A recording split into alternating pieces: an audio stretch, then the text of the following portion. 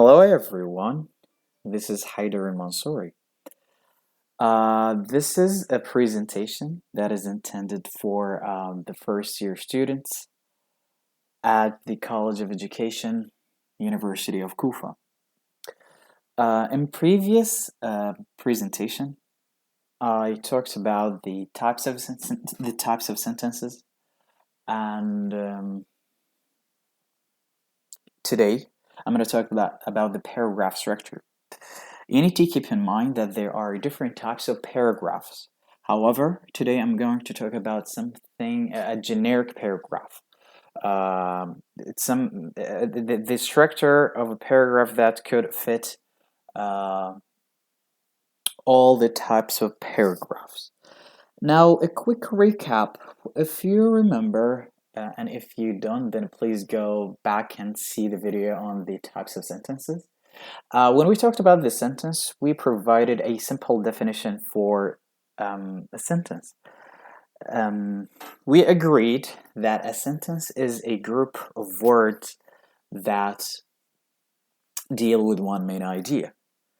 Now, if you think about a paragraph, somehow it is similar to a sentence when it comes to the general concept.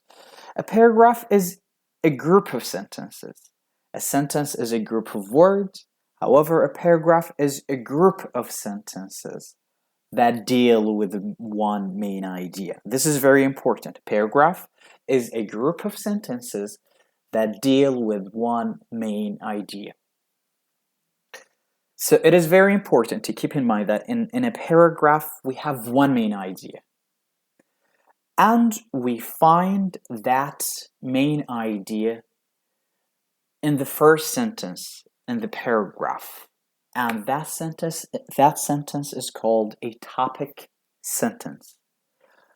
What follows, the sentences that follow the topic sentence are called supporting sentences. And then we have one or two concluding sentences. So again, a paragraph is a group of sentences that deal with one main idea. We can find the main idea in the first sentence, and that sentence is called the topic sentence. What follows, the sentences that follow the topic sentence are called supporting sentences, and the last one or two sentences in the paragraph are called concluding sentences. So if you think about the whole structure of paragraph, then again, we have to have a topic sentence, supporting sentences, and a concluding sentence. Paragraphs could vary in terms of length. They could be of 5 sentences minimum, and they could reach 10, 15 sentences. It depends. Also, if you want to write a paragraph, there are certain steps that you need to follow. I listed the steps here. Number 1, you need to narrow the topic in light of your audience and purpose. Meaning, you should deal with one main idea, and it should be specific. It should be precise. And of course, how do you do that? How do you make it specific? How do you make your idea precise?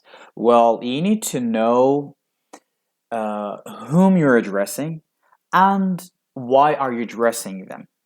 Okay, so this is very important. You need to know your audience, the people that you're addressing, the readers that you're writing to, and the purpose. Why are you writing this paragraph? It is very important. Why and who.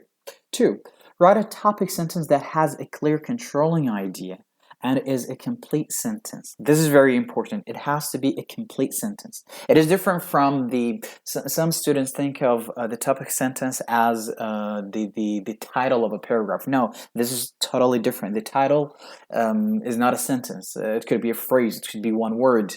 Okay. However, the topic sentence should be a complete sentence. And of course, in another presentation, I will talk about the topic sentence and how to write a topic sentence. 3.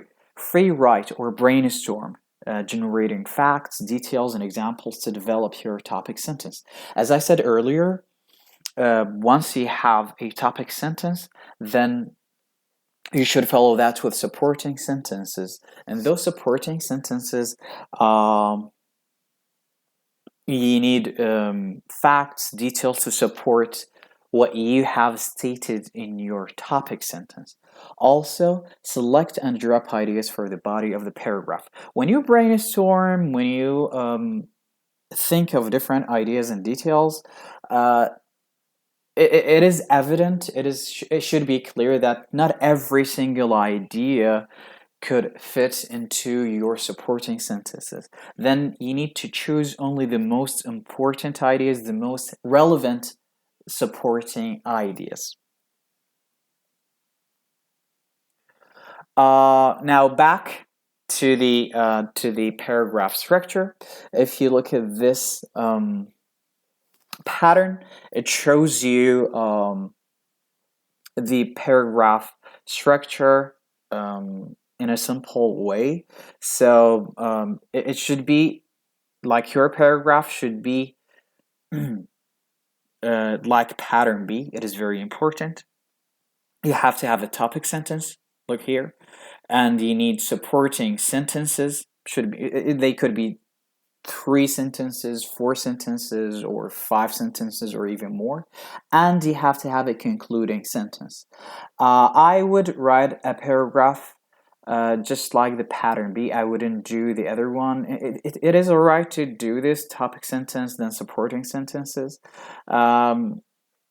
However, I would write something like pattern B. Now, let me give you an example illustrating what I have been talking about so far. Look at this example. It is very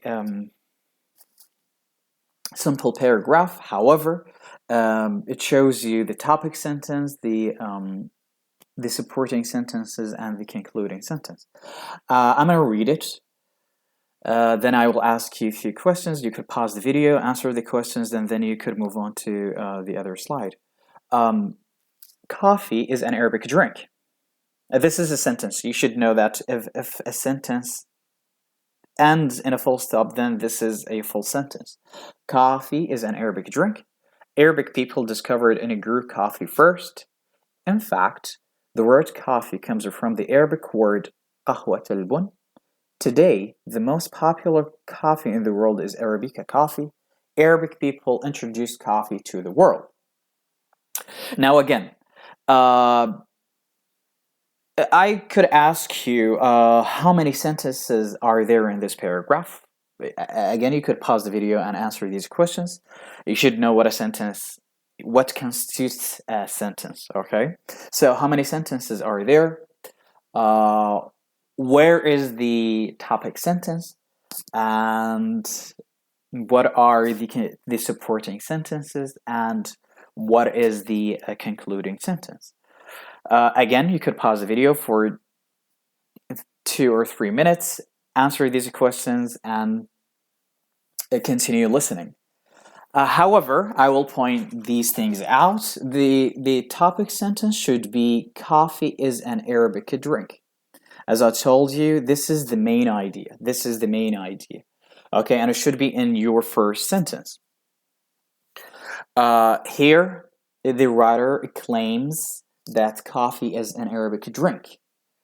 Now, since this is the topic sentence, what follows should support this idea. The supporting sentences should address this idea. They shouldn't go here and there. Let's see, did the writer do that? Well, Arabic people discovered and grew coffee first. Okay, so still, he talks about the fact that coffee is an Arabic drink. To support that, then Arab people discovered and grew coffee first. Okay. In fact, the word coffee comes from the Arabic word قهوة البن. Another fact, another idea that supports the topic sentence is that even the word coffee comes from an Arabic word, which is qahwa. This is another support. Also, today the most popular coffee in the world is Arabica coffee. Another supporting sentence that relates to the topic sentence. Again, in this sentence, the writer states that the most popular coffee in the world is Arabica coffee. That is a type of Arabic coffee. To conclude, Arabic people introduced coffee to the world. See, so the writer, even though the paragraph is fairly simple, however, the writer started with a general idea or with one main idea, then he supports the main idea, then he concluded with one sentence. Again, you could find your answers in the next slide if you want to test yourself. Okay, as I told you, you can pause the video and see whether you answered correctly or not. Another slide about the topic sentence. You could read it on your own. I already explained what you needed to know about the topic sentence. However, here we have something in detail. Another example: tea is an international drink. Tea was discovered in China almost 5,000 years ago. 3,000 years later, it became popular in Japan. In the 1600s, England tasted tea. Today, people in England, Russia, Saudi Arabia, South Africa, India, and China all prefer tea. In fact, tea is the world's favorite drink. Now, again, the same questions. What is the topic sentence? What are the supporting sentences? And what is the concluding sentence? As I told you can pause the video, test yourself, and continue listening and compare your answers to what I will say. Tea is an international drink. This should be the topic sentence. Okay, this should be the topic sentence. Tea is an international drink. Probably I missed to say that if you want to think about the topic sentence, then think about it as the claim of the writer. Think about it as the hypothesis of the writer. Again, if you think about the topic sentence, it's when you or the writer make a stance on the topic. Okay, it is the side you take or the writer's takes on the idea that you're trying to explain in your paragraph. So the topic sentence, again, it's something like a claim, something like a hypothesis, or it could be, it is a statement, okay? He is stating, the writer is stating something here. In this case, tea is an international drink. Well, let's check. Does he support this idea? Tea was discovered in China almost 5,000 years ago. Okay. So it was first discovered in China. 3,000 years later, it became popular in Japan. Okay, then it's now we can, like after 3,000 years, people started drinking tea in Japan. In the 1600s, England tasted tea. Okay, then people in England also started to drink tea. Today, nowadays, people in England, Russia, Saudi Arabia, South Africa, India, and China all prefer tea. So this is most of the world, right? So till here, in these sentences, the writer provides support to his idea, that is, tea is an international drink. So how can we make sure that it's an international drink? Well, again, it was discovered in China, then people started to drink tea in Japan, then England, then currently nowadays people in England, Russia, Saudi Arabia, South Africa, India and China all prefer tea. So again, most of the people in the world drink tea. Therefore, this makes tea an international drink. So therefore, you find the concluding sentence here. In fact, tea is the world's favorite drink. Also, if you think about the concluding sentence, it's something similar to the topic sentence. However, it is paraphrased differently. Okay, you start your paragraph with the topic sentence. And again, since it's the first sentence in your paragraph, then as I told you, you can think of it as a claim, as a hypothesis. However, after the supporting sentences, you rephrase your topic sentence. And when you rephrase it, then you have your concluding sentence. That is, you are restating your topic sentence. Another paragraph, you could do what I have asked you already. That is to decide where is the topic sentence, and the supporting sentences, and of course the concluding sentence. This one I think is a little tricky. I'm gonna read it, and again, you can pause the video, try to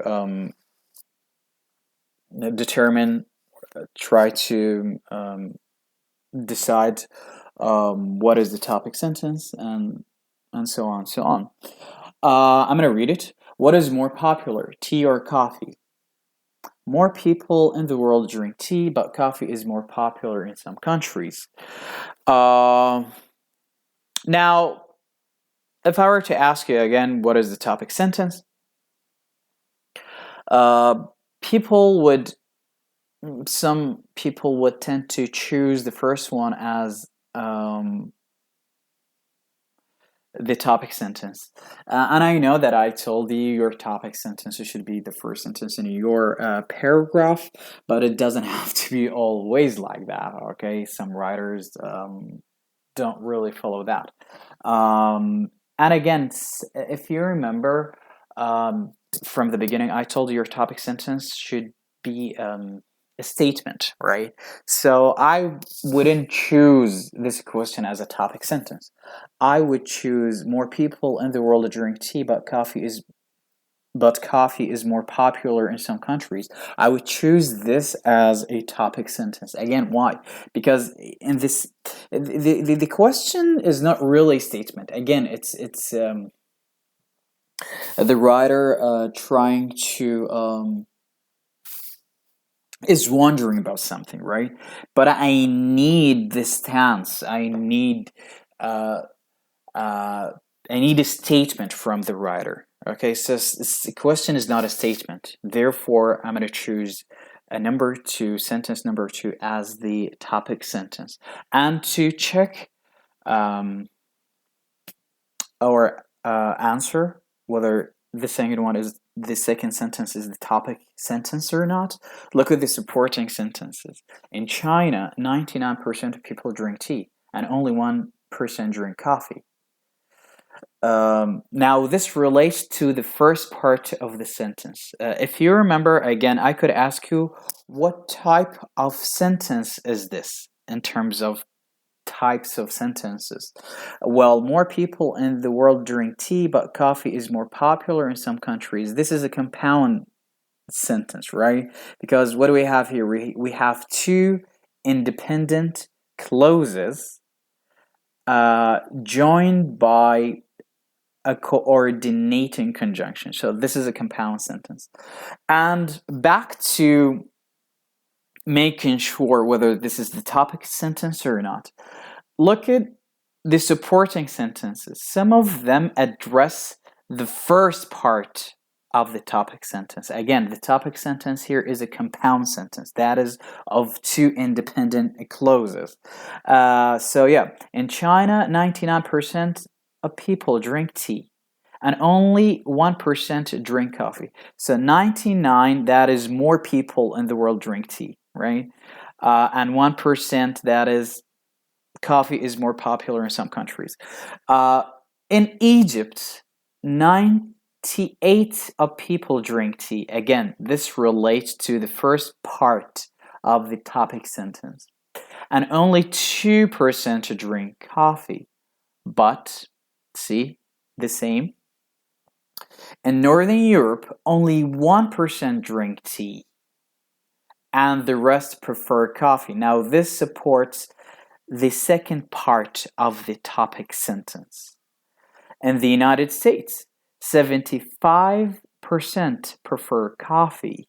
Okay, again, this supports the second part of the topic sentence.